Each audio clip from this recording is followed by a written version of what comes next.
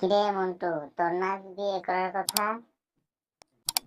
আমি বিয়ে করবো না, বাড়িতে বলে দিছি। কেন বিয়ে করবি না? কারণ আমার শালী নাই। তাতে কি হয়েছে? কেন শালা, তোদেরকে হক দিতে হবে না? আচ্ছা মন্টু, বলতো প্রকৃত স্বামী কারা? এটা তো একবারে পানির মতো সহজ প্রশ্ন রে। বল দেখি তুই পারস কিনা। যারা বউয়ের কষ্ট দেখে আরেকটি বিয়ে করে, তারাই প্রকৃত স্বামী। কিরে মন্টু, তোর ব্যবসা কেমন চলছে? তোমাদের দোয়ায় ব্যবসা এখন পা থেকে মাথায় উঠে গেছে। মানে বুঝলাম না। আরে বুঝলি না, আগে করতাম জুতার ব্যবসা, এখন করি টুপির ব্যবসা। কিরে বন্ধু, শুনলাম তুই নাকি বিয়ে করবি? হ্যাঁ ঠিকই শুনছস, বিয়ে করবো। তো হঠাৎ করে বিয়ে করবি কেন? আরে বন্ধু, মা পাশের বাসার আন্টির সাথে ঝগড়া করে পারে না, তাই বিয়ে করবো। কিরে মন্টু, তোর ছোট ভাই এখন কি করে? কিছুদিন আগে একটি কাপড়ের দোকান খুলেছিল, এখন সে জেলে আছে। কেন রে?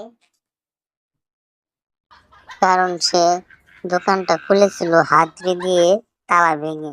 আপনাদের জন্য একটি ধাঁধা, সকলে ধাঁধার উত্তরটি কমেন্ট সেকশন দিয়ে যাবেন। কালিদাস পণ্ডিতের বাল্যকালের কথা, 1000 গাছে কয় হাজার পাতা? যেই উত্তরটি পারবেন কমেন্ট সেকশনে দিয়ে যাবেন। বলতো, মন দিয়ে পড়, নাহলে পরীক্ষায় ফেল করবে। সর্বনাশ, এখন কি হবে আমার?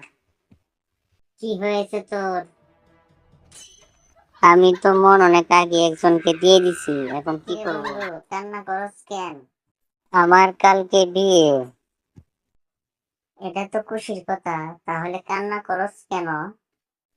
আমাদের বাড়িতে তো অনেক মানুষ, এখন যদি বিয়েতে আমাকে না নেয়, এর জন্য কান্না করতেছি। তুই এখানে কিভাবে আসলি? আরে বাসায় আমার বউয়ের সাথে কে যেন লাইন মারতেছিল, তখন আমি ওকে না ধরতে পেরে বিষ খেয়ে সুইসাইড করেছি। ফ্রিজটা খুলে দেখি, ওইখানে তো আমিই ছিলাম। আচ্ছা বন্ধু, তুই ধর কল্পনায় একটা বিশাল বড় বাড়ির মালিক হয়ে গেলি। হ্যাঁ হলাম, তারপর?